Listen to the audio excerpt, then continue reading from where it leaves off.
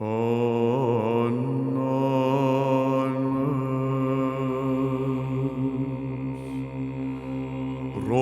Domnului, Aliluia, lăudați numele Domnului, lăudați sluși pe Domnul, Aliluia.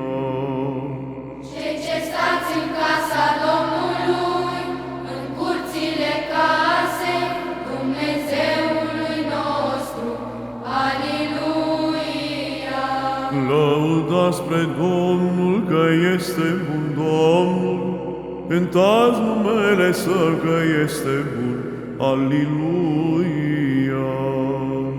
Că pe Iacov și-a ales lui Domnul, pe Israel spre moștenire lui și Aliluia. Că eu am cunoscut că mare e Domnul și Domnul nostru peste toți Dumnezeii, Aliluia.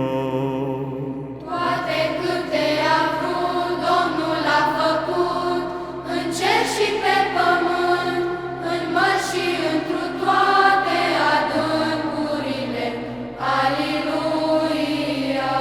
Ridicând nori de la marginea pământului, fulgerele spre ploaie le-a făcut, Aliluia. Cel ce scoate vânturile din vistierile sale, care le-a bătut cele întâi născute ale Egiptului, de la om până la dobitoc, Aliluia. Trimisa semne și minuni în mijlocul tău, Egipte, întru Faraon și întru toți robii lui, Aliluia. Care le-a bătut neamuri multe și a ucis împărați tari, Aliluia. Pe Sion, împăratul Amoreilor, și pe Og, împăratul Vasanului, și toate împărățiile lui Canaan, Aliluia.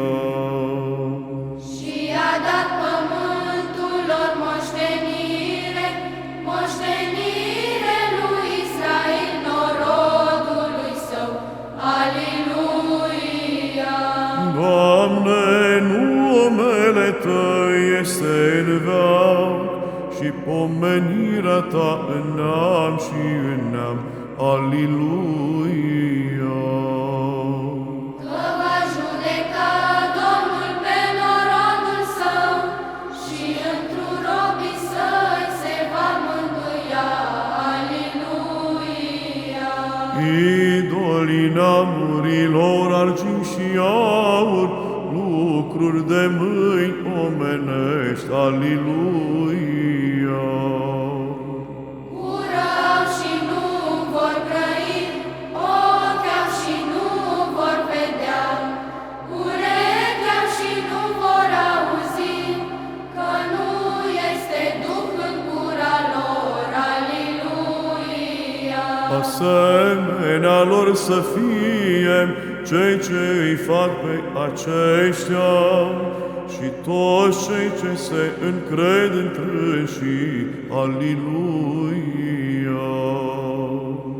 Casa lui Israel, binecuvântați pe Domnul, casa lui Iacov, binecuvântați pe Domnul, casa lui Levi, binecuvântați pe Domnul, Aliluia.